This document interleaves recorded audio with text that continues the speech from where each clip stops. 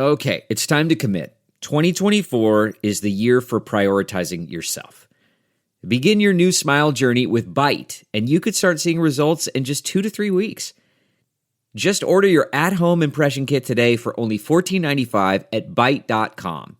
Byte clear liners are doctor-directed and delivered to your door. Treatment costs thousands less than braces, plus they offer financing options, accept eligible insurance, and you could pay with your HSA, FSA. Get 80% off your impression kit when you use code WONDERY at Byte.com. That's BYTE.com. Start your confidence journey today with Byte.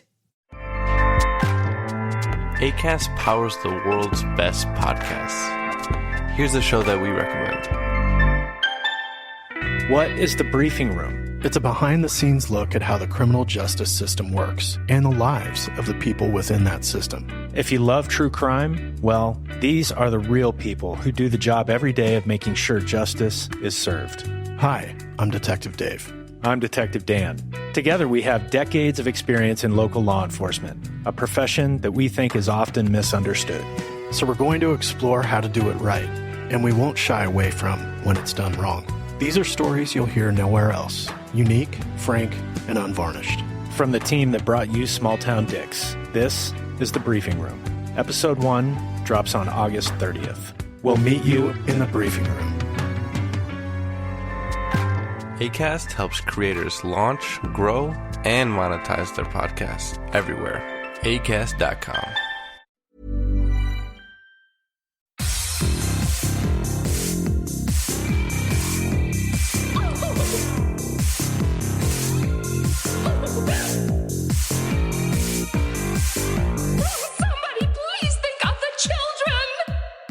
And welcome back to Little Cuts, our weekly mini-sode where we dig into the things that we've been watching recently. I'm Terry. And I'm Mary Beth. This week we're talking about An Immigration Nightmare, a new season of a capital V, capital G, very good anime, a saccharine but gay Christmas movie, and an art house porn thriller. Just running the gamut here. Again, every week I love the range of the shit that we watch. It's absolutely incredible. Okay, but Terry, what is this Immigration Nightmare? Okay, so we recently just had Megan Navarro on, and we were talking to her about some of the movies that maybe people might have missed this year and that could potentially make it on a list or that are really good. And I realized when she was talking about this one that I hadn't seen it, and so I was like, oh, I'm going to be doing my best of for the podcast, and I want to make sure I watch it. So I watched No One Gets Out Alive. Oh, cool. Which, on Netflix? It's on Netflix, yes. It's currently streaming on Netflix. Which, spoiler, is not going to make my top 10, but it's really good. I actually really enjoyed it. So it is about an immigrant in search of the American dream who, after being forced to take a room in a boarding house, finds herself in a nightmare she can't escape. And it kind of, in that way, kind of reminded me of last year's, what was? His House? Yes. Okay. So it reminded me of His House from last year, in that it's about kind of an immigrant experience and the way that the less fortunate and those who are disenfranchised can get taken advantage of. And so she gets this room in this house that is just only women, no men allowed. It's run by dude Mark Menchaca. Okay. Who? Ooh, nothing weird about that. All woman's house run by a guy. And Mark Menchaca has turned in some really kind of creepy performances. He was in Ozark. I think he might still be in Ozark. I'm not sure. And he was in The Outsider. He was one of the villains in The Outsider. Oh. And he was also the bad guy in Alone. Do you remember that? Oh, that's right. Ooh. Yeah, so like he's creepy. He plays creepy characters, and so the moment I saw him, I was like, "Oh, girl, you in trouble." Nothing good happening there. You in danger, girl. You in danger, girl. So she takes this room, and while she's there, she like hears noises in the vent below her, and she can peer into the vent below her because it's like an old house, and she sees this young Russian woman in there that's crying. There are things that are like we're seeing out of the corner of like behind her and stuff, of like these weird ghostly figures with the sort of Haunting of Bly Manor eyes, like just they look like either those eyes or like actually probably more specifically they remind me of the eyes of the vampires in Salem's Lot. That kind of glinty. Oh, it has like the you get the eye glint like an animal. Yeah, and so they're like you start to see them pop up behind the scenes, and there's this room there's the basement that is locked completely and utterly locked with like multiple locks, and he's like saying that that's a private area, and then he starts talking about how his brother is sick because she sees this man walking through the house at one point, just like knocking on the doors. She's finding like ash left over on people's doors, like handprints and stuff. It's just always like weird little things, but she has no money and she has no one to turn to. And she has a family, but she lied to them and said that she does have an ID, but she doesn't. And so she has like, at one point she tries to enlist the aid of someone that she works with that doesn't go right. She just is at her wit's end. She has absolutely nowhere to turn to, and so she's stuck there. And so there's that aspect of it that's really good. There's also a supernatural aspect that kind of reminded me, and Megan Navarro brought this up too, I believe, when she was on, of The Ritual. The places that it goes reminds me a little bit of how The Ritual kind of unwinds towards the end, to not be spoilery. It's really good. I really enjoyed it. It's a tight 85 minutes. And I definitely think you should watch it. It won't be in my top 10, but it's really good. Cool. Awesome. I've heard good things. Yeah. So. Oh, and it's also, speaking of The Ritual, it's based on a novel by Adam Neville. That man is one of my favorite writers. Mm-hmm. One of his books, The Reddening, is one of my all-time favorite books. I have that book. I need to read it. It's so good. It's a great cover. Yeah, he's incredible with like full core. Mm-hmm. I know that this isn't necessarily full core, but The Reddening and The Ritual is full core, and a lot of his short stories are full core. So there's an aspect of full core here where cool. Okay. It opens up with like the almost found footage-esque shots of people excavating some kind of ruins and finding this big box in there. And so there's like some aspect of that kind of continues through. So yes, I definitely think this could be classified as, it definitely has that kind of element of full core to it, even though it's not set in like the woods or anything like that. But yeah, okay. So that's No One Gets Out Alive, which is streaming on Netflix, and I recommend. But what about this new season of a very good anime?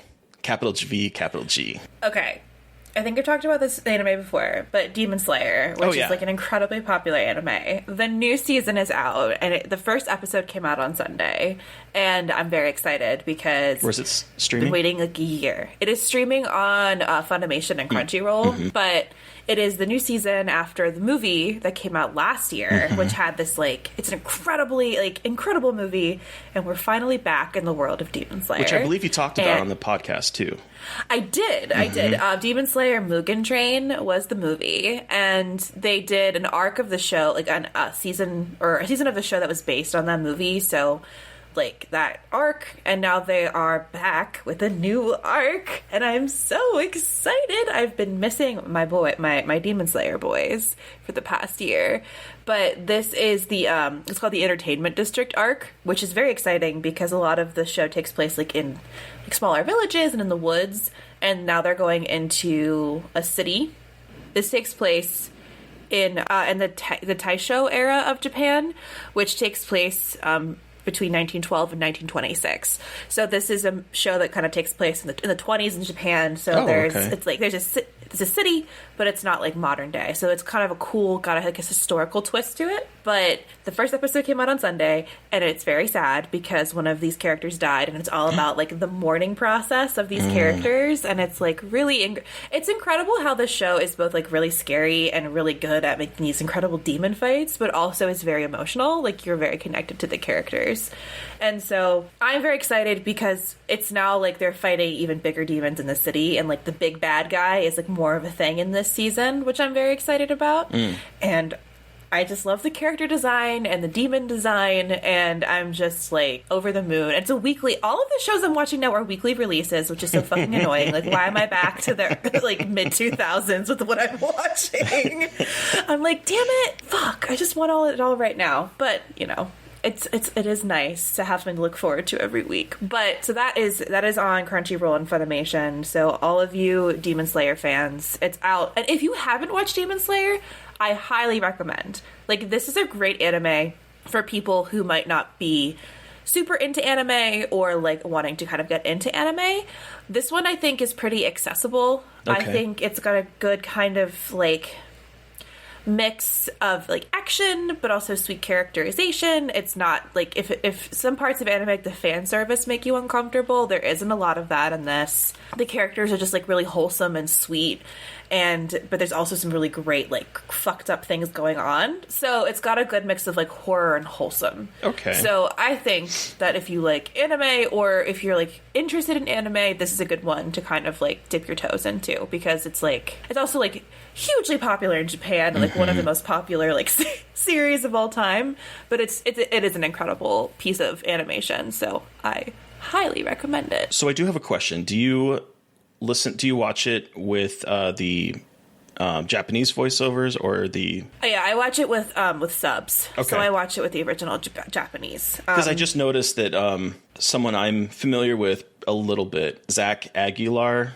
voices Tanjiro. Oh, Tanjiro, the main guy. In the American or the English dub of it, and cool. He plays the main character in Nier Replicant, the remake of the Nier Replicant games, and he's like, oh, cool. He's in Genshin Impact, which is a big video game that's out right now. So he does a lot of. Oh, he also did Final Fantasy remake. He did voices in that. Oh, so he's a good actor. Cool.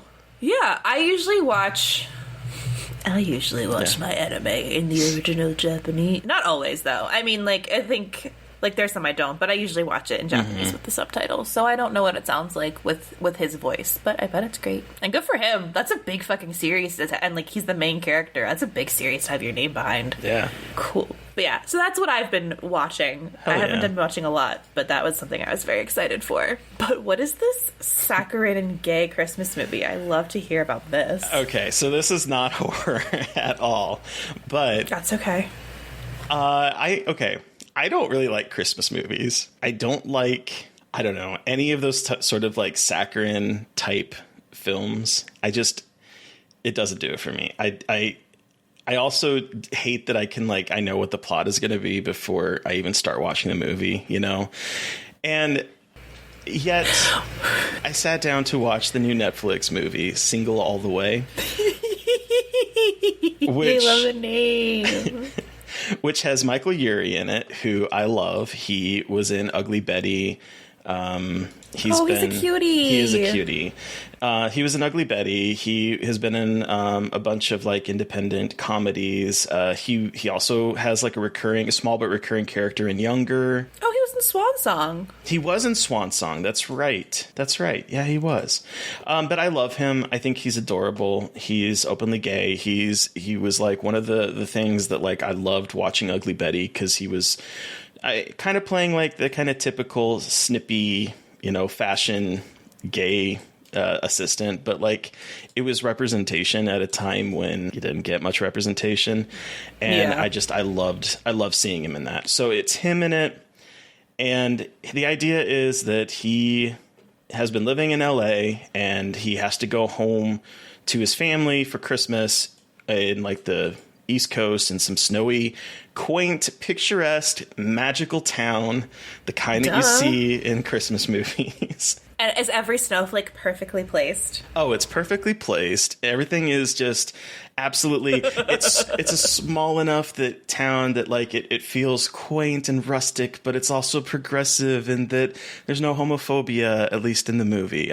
Who knows? But yeah, so like he's going home for the first time, and he has a man, and this is the first time that he's had a man for Christmas, and then he lives with his best friend, and right before he's about to go out of town, his best friend discovers that that Michael Urie's, his name's Peter, that Peter's boyfriend is married to a woman and has been seeing him on the DL. And so they break up, and now he's going to go home again single. And so he begs his best friend to come with him. And when he gets there, he's like, yeah, you're going to pretend that we're dating. And he gets there, but before they can even pretend, his mom, played by Kathy Najimy, oh my God, yay! has set him up with a hunk of a man who teaches spin class. And so he is starting to date this man, but of course everyone in the family knows that that Peter and his best friend are a match made in heaven. And so they are working behind Kathy Najimy as his mom's back to try to get him and his best friend to hook up. Barry Bostwick is his father. Our queen, Jennifer Coolidge, is his aunt. This sounds incredible. Like a cheesy Christmas movie that I love. You know what I mean? Yeah. And there's nothing surprising. There's nothing surprising in this. Oh, they totally get together at the end, right? They kiss. Oh, of course. In the snow? Yes. Oh, yeah. Of course. Exactly. That's how it always ends. And yet, I still love that shit. I don't care. It's incredible. So, it's one of those things where, like, I was both annoyed while watching it, but also secretly like happy because this is like a huge cast of well-known people. Oh, and what's her bucket from Schitt's Creek is in it as his other aunt, Jocelyn Shit. Oh, I love that their last name is Shit. Every time it just makes me giggle. Oh, Jennifer Robertson. Yeah, she's in it too. So yeah, it's just I love that Netflix put out like a big cast gay Christmas movie. Mm-hmm. And it's beautifully shot. It's a very expensive looking film, and it's gay, and I loved it. I love that aspect of it. I was annoyed at some parts of it, but if you're looking for some kind of happiness that's queer for the wintertime, this is a good bet. But one of the things that got me thinking about this, and I'm glad that we're ending with this because this is a good segue, is that Jennifer Coolidge at one point is like doing the Jennifer Coolidge thing where she's just talking and you're not quite sure if it's ad-libbing or if she's like actually saying lines from the script, because it almost seems like it's coming out like she's plucking these words from the ether. But she talks about how the gays are they're survivors and they just know how to do shit because they've had to survive this entire time. And I started thinking about that in particular as we sat down to watch this week's erotic thriller, because I don't think cruising is as big of a thing anymore. And I'm curious if it is, because with the invention of apps and the invention of all that kind of stuff, I'm curious. I don't know. So I'm kind of curious if cruising or the events kind of portrayed in this movie that we're about to talk about happen as much anymore. And I'm wondering if the younger generation even knows what cruising is. That was what I was going to ask. Like, I feel like cruising is not really a thing anymore. Like, not that I don't, this is like only like my, like what I've seen. It just feels like cruising is not a thing because there's like safer, in scare quotes, ways to hook up now with the apps and dating sites and stuff. And it feels like a much, again, quote unquote, safer way to meet people. Mm-hmm. So for those younger listeners, if you don't know, cruising is what a lot of gay men did before the invention of apps, where there were places that they would go where it was, and again, I'm using this term loosely, safe, because you wouldn't have to worry about other people that were not queer. Because one of the things about cruising was that you had to like learn how to intuit that someone might be interested in you, but you're also trying to not show that you're gay. And so there's that aspect of it where it's like they have like that.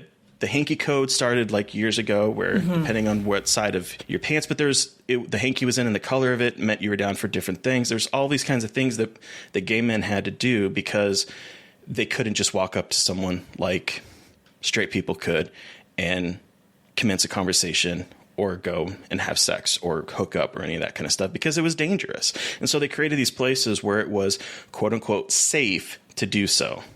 And so we're talking about the movie Stranger by the Lake, which is all about cruising at this Cruising lake. by the lake. Yeah, now that I'm thinking about it, I'm not sure. I feel like there are clubs probably where cruising is a little bit more common, but like I don't really know of any places around here. It's like, I mean, I am a woman, so I don't know if I would necessarily know about cruising locations around here. But yeah, I don't really hear about it that often. No, and you know, I had Googled before we recorded. I had Googled, and I did find this article on Slate that I think we can probably include here, where it was like this whole thing about cruising, about the art of cruising, and about how Grindr sees like 3.6 million daily active users, and how like it's almost like for lack of a better word, an art form that's sort of lost. Yeah.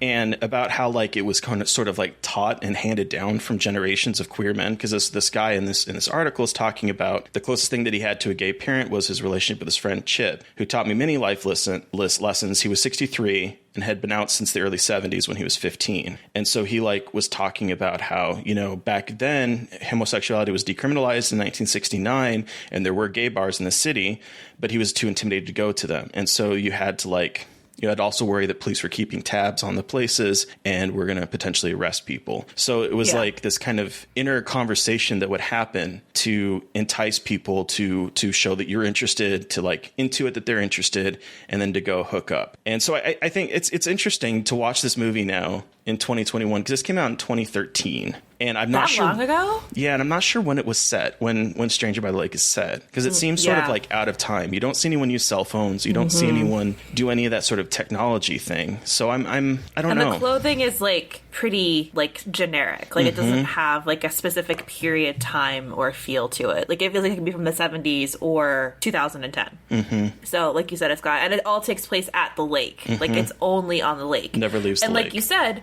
with cruising and this movie, they both communicate with this language of, it's like a really interesting language of desire, and like all done not almost completely non-verbally at first. Like it's a non-verbal communication language of desire, which is really cool to see on screen with this film that is about gay sex, about gay, like just gay relationships, directed by a gay man. I'm not sure if the performers are gay, but it's just like, it's just so very gay, and it's so very good. You had never seen this before either, had you? No, I hadn't. Neither had I. It is an incredible erotic thriller, because I feel like a lot of the erotic thrillers we watch are very dramatic. Like there's a lot of like quick cuts and mute and like an incredible score and like just building the tension. This movie has no score. No score. It's not slow, but like it's very like the editing is not. There's not a lot of like crazy editing. There's a lot of like long shots of someone watching somebody, and it feels more like, the way I was thinking about it, like in the really intense moments where there isn't a lot of score and crazy editing, it felt like this is like what it means to hide from somebody. You know what I mean? Like you don't have music, you don't have the drama. Like this is just what it feels like to be a person like hiding from somebody, and it's terrifying, really. Like in a way that I wasn't expecting. No, I think it's a very quietly unsettling and terrifying movie, because the whole plot is that we're following. Yes, I'm saying. Wait, hold on. I didn't even say what this movie is actually about yet. Oops. I didn't either. So we're following this man named Frank, who goes to this lake every summer. And it's kind of charting out his time. We see him like it has like a circuitous feel to it, where his car pulls up. He goes out there. He sees friends. He has relationships with people that aren't just purely based on sex. He goes over to someone that he knows and kisses them on the cheek. He goes and sits down next to poor old Henri, who I have a lot of feelings about. Henri, I can't.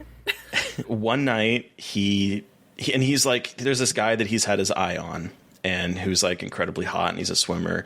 And one night when he stays late, he sees this man potentially drowning someone and then leaving the lake, and he doesn't do anything about it. And then the body turns up later, and it's obvious that he is dealing with someone who is dangerous for him, but it doesn't stop his attraction. What did you think of the movie? I loved it. I thought it was incredible the way it used silence and how it is very kind of quiet and calculated, even though it's a very intense subject. I think it works in gay sexual desire incredibly well. I feel like this is the best movie I've seen about gay sex and gay desire. And like the way, and this movie is so much about looking and watching. There's so many moments, like, you know, when Franck is watching Michel, the guy he's in love with, drowning the other guy, you're watching it from Franck's point of view, like far away. So you're just seeing their heads kind of bobbing up and down on the water. And there's a lot of moments when Franck gets to the beach and walks to the beach and everyone kind of turns their head to kind of look at who's there and like kind of show their interest. And there's a lot of really cool stuff playing with gazes and looking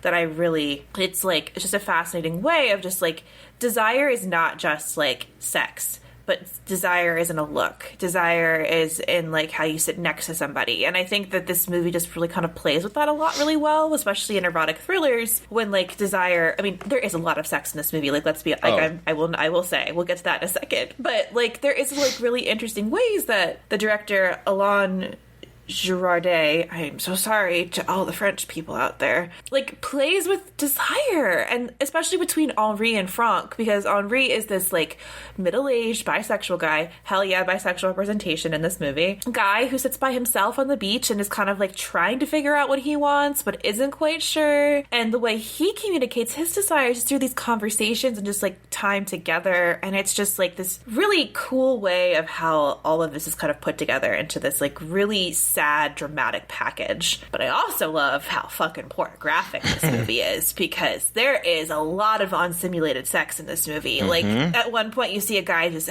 coming, and I was like, whoa! Yeah. Whoa! Yeah, and like, unlike Adam Scott in our favorite little episode that we talked about, this wasn't no toy that was spurting white stuff. This was a man having an orgasm. On camera. And this, like, okay, I have not seen a lot of movies that have, like, explicit gay sex in them, besides, like, guys having, like, having sex from behind, basically, you know what I mean? Like, it's like, I feel like there's, like, a very typical way you see men having sex on screen, and this movie is like, no, actually, like, two men having sex is anything you want it to be, and, like, different positions, and they do that in this movie, and it's just, like, really hot, and just done incredibly well, in terms of, like, look, like, gay guys can have sex, like, it's not this one singular way of thinking about sex that I thought was also great, in the way that, like, they just depict the sex scene was just, like, incredible. Like, a very long sex scene that was like, holy shit, this is porn. Yeah. This is pornography. Yeah. I love it.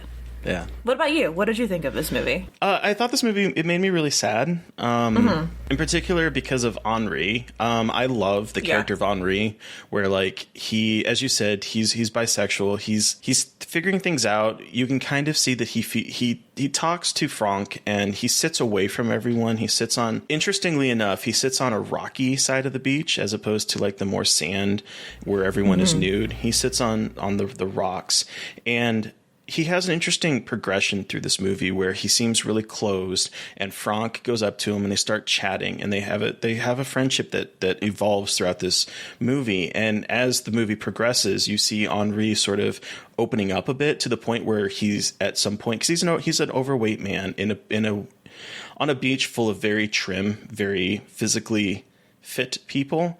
And at one point in the movie, he's no longer wearing his shirt. So he is like, there's like these slight, subtle visual representations that he is opening himself up to Franck and their friendship.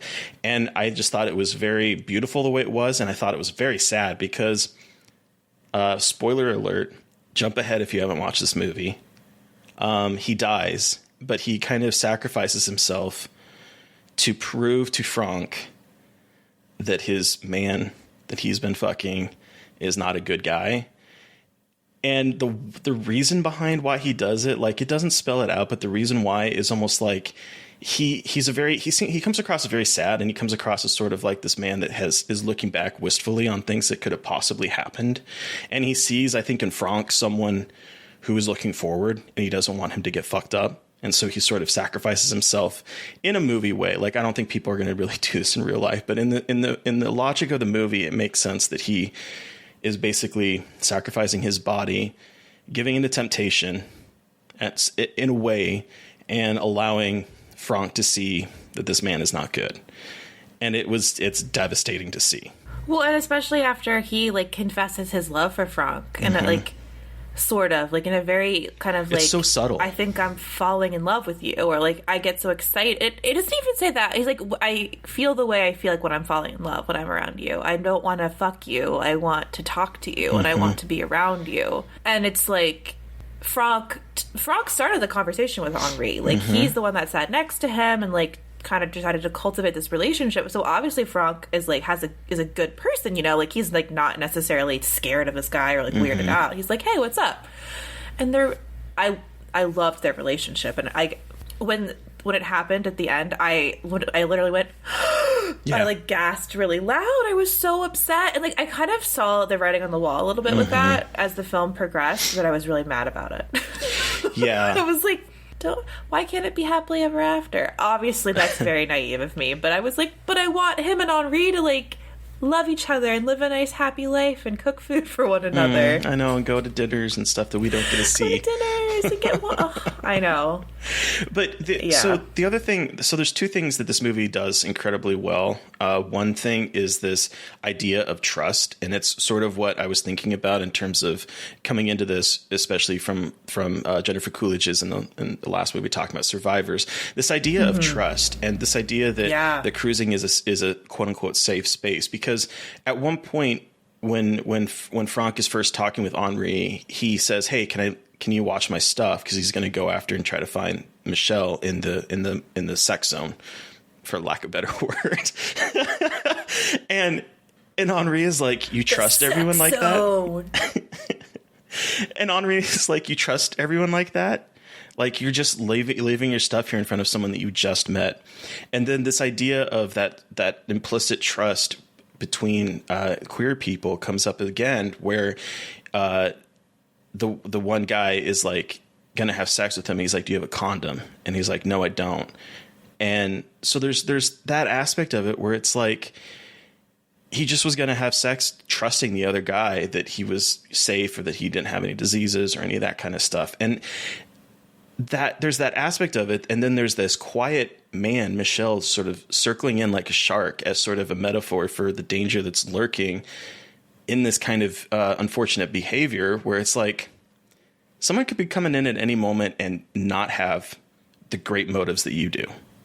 Well, and there was an interesting like thought to me about Franck with like naivete, and I know that's not necessarily like everybody, but like especially when the guy was like, "You're not going to use a condom, like even to give me a blowjob," and again, like we don't know what time period this is, so like, you know, without that context, you're like, is this in the middle of like when the AIDS epidemic was really high and people were concerned about that stuff? And like, again, in general, we all know like usually when you're having sex with somebody for the first time, they don't really know, you know, protection is generally a good idea. Like you don't know, but you know, he with this partner and then with Michelle is very trusting about like, oh, you don't have diseases. Yeah. Like you wouldn't lie to me, which is so fast. Like it's such a fascinating about like the trust that he has in his own community and like how that's weaponized against him by Michelle, and like Michelle weaponizing that trust, like, oh, queer people wouldn't betray another queer person, like we are all kind of in this ostracized community together, why would we do that to each other, like why would we fuck each other over, we're all we have, and Michelle weaponizes that and that's terrifying. The other thing that made me really sad, the other thing that really stuck out to me, and it's such a fantastic visual motif, is again with that circuitous shot of Franck coming in every day to like drive in with his car. There's the red car that is sitting there, and the red car belongs to the guy that was drowned.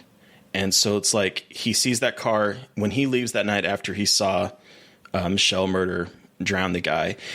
When he leaves, that's the only car in the parking lot. When he shows up the next day, it's there. When he shows up the next time, it's there.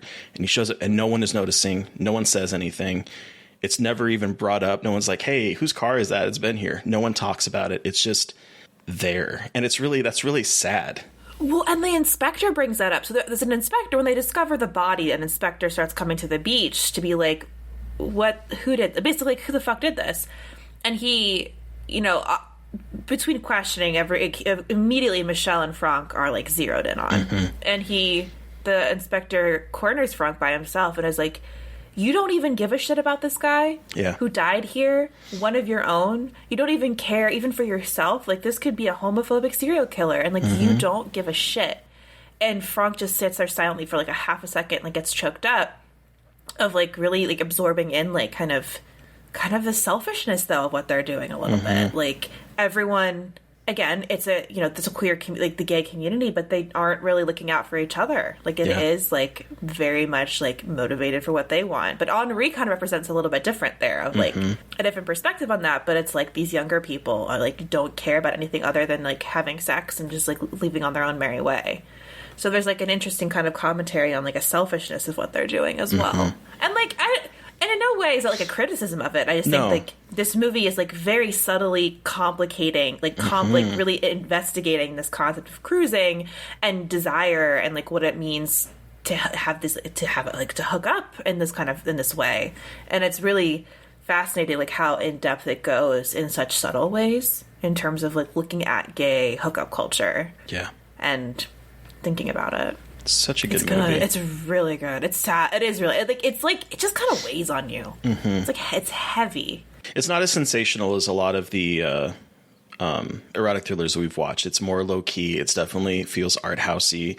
It definitely feels like a French art house film.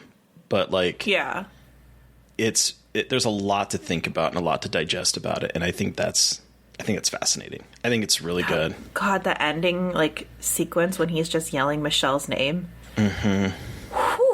Yeah. Whew. But it's incredible. So everyone, please check it out. It's really more good. Gay erotic thrillers. Yes, please. Well, more erotic thrillers in general, but, like, good lord, this one is erotique. Oh, and everyone's just, like, naked a lot too. Like, not even sexually. Just, like, a lot of people just, like, with their dicks out. So, you know, just a lot of penis. A lot of penis. A lot of penis. So. Here for it. I wasn't mad about it.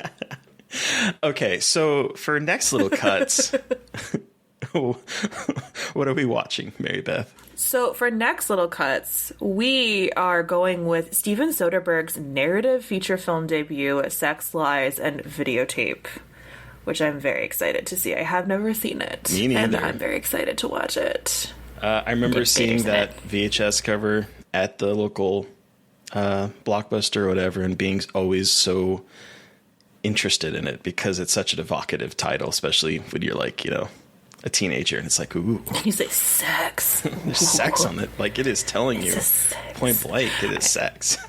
I'm very excited to watch it, though. Me too. It's been on the watch list forever, so finally going to get an opportunity to watch it. But then, Terry, who are we chatting with on Monday? Oh boy! Speaking of sad, we are not the conversation, but what we're talking about. We are chatting with writer-director Camille Griffin, and her debut feature film, Silent Night, is the feel-bad Christmas movie of the year. It's a satire of posh British culture, a satire of the kind of Christmas movies that I watched, except sort of like the British, more elegant, snooty versions of it. It's a wild movie. I think it's divisive, but it's really good, and it is currently streaming on VOD as of today, I believe, when this episode goes out. And she brought with her a movie that, I don't know about you, Mary Beth, but destroyed me. The animated film When the Wind Blows from 1986.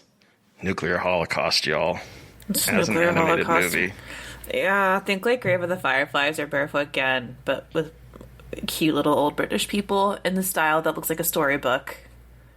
It's a lot. It's a lot. It is streaming on Tubi. It is. So, maybe, I don't know. Watch it. It's a beautiful movie. It's an incredible movie, but it's just going to make you feel like shit afterward. Uh-huh. Like, if you're going to watch it, like, get ready to watch something else afterwards to, like, lift your spirits. Like, have, like, a self-care plan, because, boy, oh, boy, it's a rough one. It is. And we have a really good talk with Camille about how a lot, like, her movie and this movie actually really play off of each other. Mm-hmm. So it's a great conversation, and she is hilarious. Oh, she is really funny. She is a hoot. So listeners, you've heard from us. We want to hear from you. Did you watch a film that we watched this week and have thoughts? Do you have suggestions for films we should be covering? Send us an email at scarredforlifepodcast@gmail.com or reach out to us directly on Twitter. I am at MB McAndrews. And I'm a Gaily Dreadful. And of course, don't forget to follow the podcast on Twitter at Scarred Podcast. And please give us a review and a rating and make sure you're subscribed if you listen to us on iTunes. Please do. Thank you, Eric Power, for our artwork. Thank you to Sean Keller for our music. Thanks, everyone, for listening. Please stay safe out there. But most importantly, stay creepy. And until next time. Won't somebody please think of the children?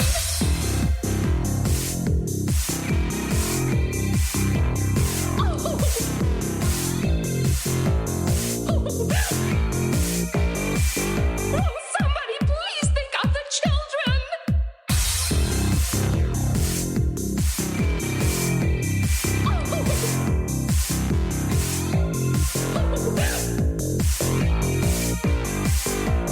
Somebody please think of the children!